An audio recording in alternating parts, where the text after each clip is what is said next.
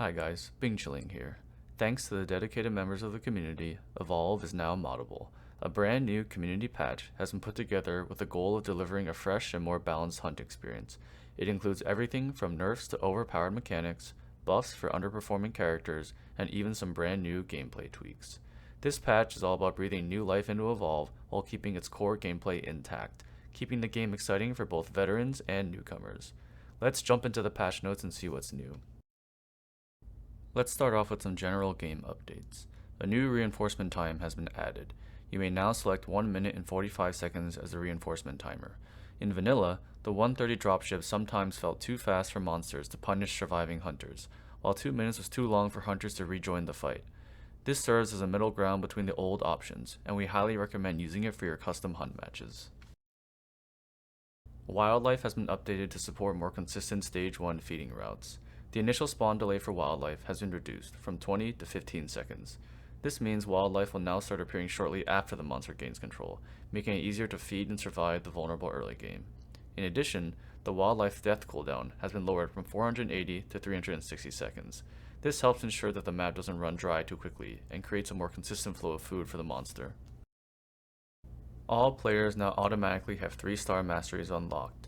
This removes any grind-based advantages and ensures a more level playing field from the start. Next, let's cover the movement speed rework. When played at a high level, the game was a little too fast-paced and punishing when players on either side fell behind in tempo. The movement speed perk was disproportionately valuable on many hunter characters, and using pillars with stasis or tranks was so effective that monster players were often locked into running movement speed. To address this, both monster and hunter-based movement speeds have been increased. The exact values are listed below.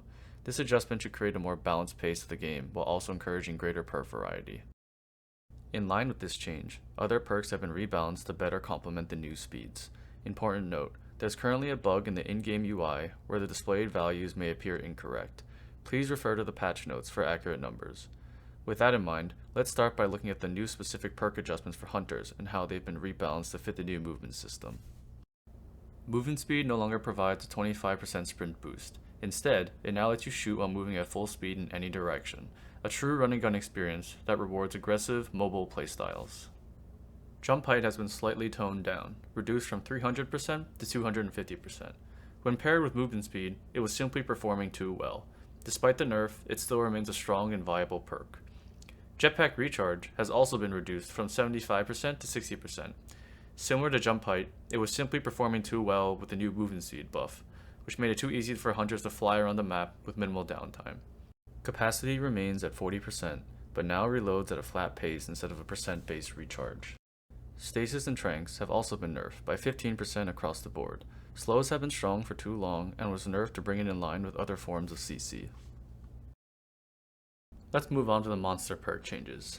Movement speed has been adjusted along with the movement rework. It now provides a 6% increase to top speed.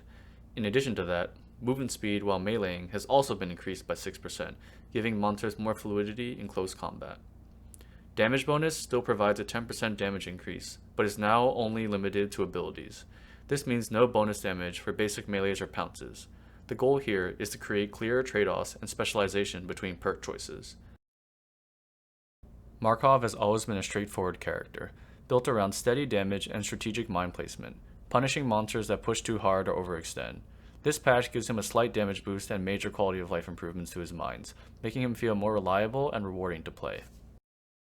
The lightning gun's base DPS has been increased from 150 to 165. The chain damage, or the damage from the secondary arcs, has been increased from 5 to 33. This makes the lightning gun far more effective against deployables, like Organ's spider traps. For the assault rifle, it now has a tighter spread and improved accuracy while jumping or jetpacking, rewarding accurate aim and nicely complementing Markov's steady damage kit.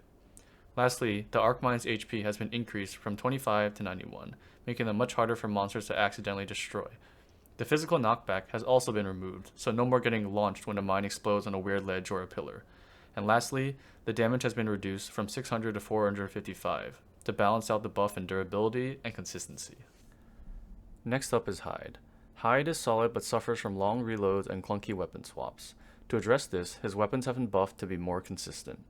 The flamethrower no longer needs to reload. The damage over time duration has been increased from 6 to 8 seconds. and the DOT damage has increased from 20 to 43. For his minigun, the damage per bullet has been reduced from 25 to 12.5. However, the rate of fire has been doubled, going from 400 to 800 RPM. The DPS should be the same, but the weapon now feels like a proper minigun. For the toxic grenade, the proximity detonation radius has been drastically reduced from 8 meters to 4 meters. This means that the cloud will now detonate right where you aim, rather than going off early and landing somewhere you didn't intend. Now let's talk about Parnell. Parnell has been the gold standard for DPS since the beginning. Damage, mobility, you name it, he has it. And while that's a blast to play, it's also pretty overwhelming to fight against. Instead of nerfing the fun out of him, we've added meaningful drawbacks to his super soldier state, turning him into a true glass cannon that rewards skilled play and smart timing. Super soldier's self-damage has been increased from 135 to 250. However, this damage is now absorbable by his personal shield if it's active. While Super Soldier is active, Parnell also takes 10% increased incoming damage. These changes make popping Super Soldier a real decision. Use it at the right moment, and you get insane damage. Misuse it, and the monster can now punish you for running to them without a plan. Super Soldier also now grants swap speed equivalent to the tier 3 perk from stage 2. This change was made so that Parnell players could swap more smoothly, keeping his damage high despite the increased damage trade-off. Lennox remains a solid balance pick with a unique identity as a frontliner. Here are a few quality of life changes to help her remain impactful. Her autocannon now functions as a battery weapon instead of using a traditional reload. This means no more long reloads just for switching weapons. You can fire at will. The spread while moving has also been slightly reduced, letting her maintain accuracy on fleeing monsters. Let's move on to one of the more electrifying variants, Blitz Markov. Barkov's Tesla gun has been made more consistent, his rifle a much needed buff, and his mines have been fully reworked for more strategic value. The Tesla gun range has been increased from 25 meters to 26 meters. The lock angle has also been widened from 28 degrees to 33 degrees. These changes help make the beam feel more consistent, especially on online play or on a weaker host connection. The recharge delay, if not fully emptied, has been increased from 1 to 2.5 seconds. Full clip usage still recharges in 1 second, rewarding aggressive full battery play. The assault rifle magazine size has been increased from 25 to 40 bullets, and the spread improved for better accuracy. For his mines, the number of deployable mines has been reduced from 3 to 1. The health has been massively increased, from 25 HP to 270 HP, making them much harder to clear. The time to max stage the mine has been increased, from 16 to 20 seconds. The toss distance has also been increased, from 7 meters to 10 meters. The mines will no longer stun hunters on detonation, and now the trigger radius scales with rank, starting from 2.5 meters to 5.5 meters. Finally, the damage has been adjusted on all the mines, and they now scale, starting at 350 base damage and going all the way up to 1250, with early mines remaining weaker to avoid spam, while high rank mines become much more impactful. Next, let's talk about trappers. Maggie remains a strong and straightforward pick. We slightly toned down her burst fire accuracy at range and nudged her harpoon timing to give monsters a little more breathing room. Her SMG spread decay has been increased from 1 to 2, making sustained range fire less accurate. Her harpoon traps have had their arm time increased from 5 to 6 seconds. These changes will slightly lower Maggie's effectiveness at just spamming harpoons randomly and force her to carefully plan where she puts her harpoons. Griffin's core design is sound, but his sound spikes have been underwhelming in practice. To improve his tracking identity, we've increased the sneak detection radius on the sound spikes. The sound spikes now have their detection radius increased from 20 to 27 meters. This gives Griffin more reliable tracking and choke points and helps catch sneaky monsters trying to double back. Crow is a powerful trapper, but Gobi in particular is providing a bit too much information for too little risk. For Gobi, the minimum respawn delay has been increased from 6 to 9 seconds. The initial speed and acceleration has been slightly decreased, with the initial speed going from 1 to 0.5 and the acceleration from 3 to 2. This reduces the effectiveness of lobbing Gobi across long sightlines for instant tracking. For the long rifle, we've increased the charge shot time from 1 to 1.1 seconds. Bypassing armor has always been an extremely strong mechanic, and we're giving it a slight nerf to tone it down. Jack's tracking in CC remains strong, but the satellite was a bit too spammable, and a bug made his passive incredibly powerful. For the satellite, the cooldown has been increased from 30 to 40 seconds. This should slightly bring down his tracking capability, as the satellite had a humongous range and was able to reveal many things, such as eaten bodies, footprints, and the monster itself in a large radius. For his passive, there was an exploit that allowed Jack to increase his top speed while firing, so it has been removed for now. Wasteland Maggie shines in self-sufficient comps. However, her harpoons were slightly too effective for how easy they were to use, so we've made some minor adjustments to the effective ranges. For her harpoon trap, the trigger distance has been reduced from 25 to 22 meters. In addition, the release distance has been reduced from 33 to 30 meters. With trappers wrapped up, let's look at the medics. Val is solid across the board, boasting best-in-slot single-target healing, damage and weak points, and extra CC and tranks. We've leaned into her existing weaknesses by slightly reducing her team healing output. For the heal burst, the teammate healing has been reduced from 332 to 300. For her tranks, they have been lowered by 15%, adjusted in line with global slow and movement changes. These changes should make her struggle a little bit more against spread damage and reduce her effectiveness in late game situations. Lazarus' revive mechanic can be game changing and sometimes game breaking. We've increased the revive time to make plays with the Lazarus device riskier and more earned. For the Lazarus device, the revive time has been increased from 1 to 1.5 seconds. This should make it so that Lazaruses have to more carefully plan their revives and cannot simply bull rush a body down in hope that it'll get up before the monster gets there. Caira has fallen behind a little bit due to power creep. Rather than boosting her raw healing, we leaned into her adrenaline field for map utility and control. For her adrenaline field, the duration has been reduced from 13 seconds to 7 seconds. However, to compensate for this, the cooldown has been reduced from 60 seconds to 28 seconds.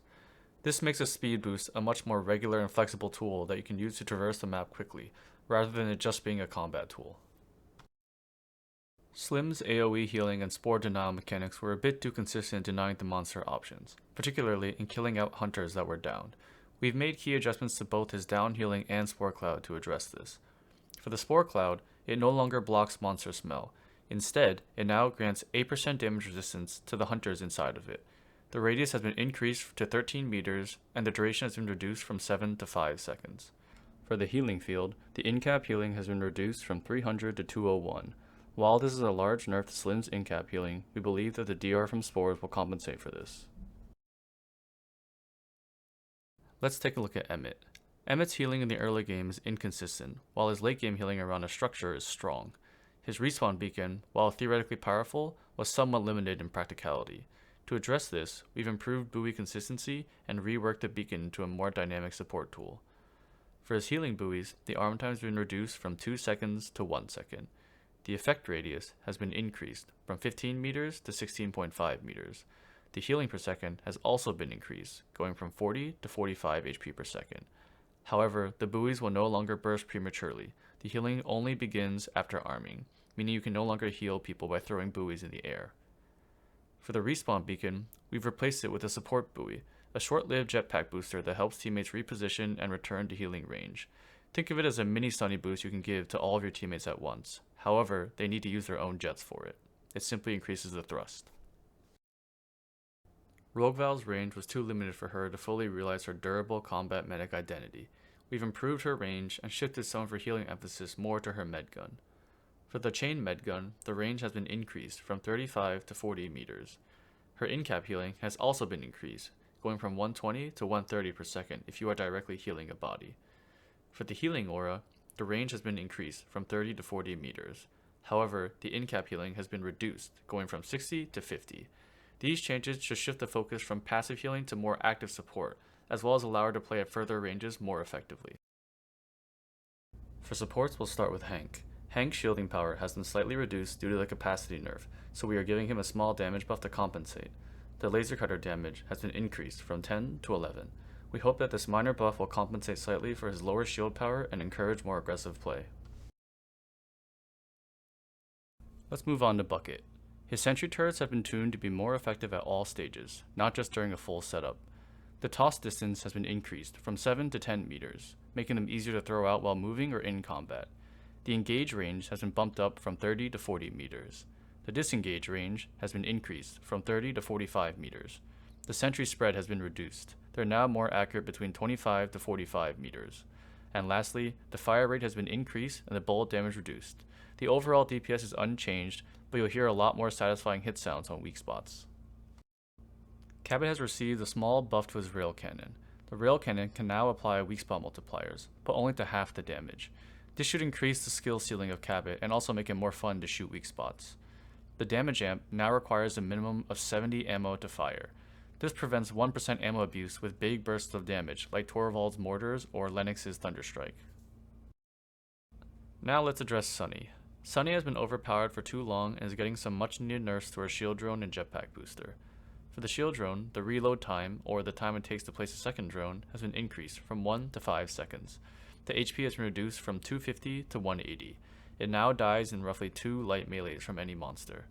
For the jetpack booster, the thrust modifier has been reduced from 25% to 15%. The vertical thrust specifically has also been reduced by 5%. Neutral boosting will still be good, but less overwhelming compared to before. Kala is the black sheep of the support family, foregoing traditional means of protection and shielding, and instead providing offensive value in her teleporters and her armor reducer. We're giving her some quality of life buffs to help improve her consistency throughout the game. For our teleporter pads, the HP has been increased from 25 to 90.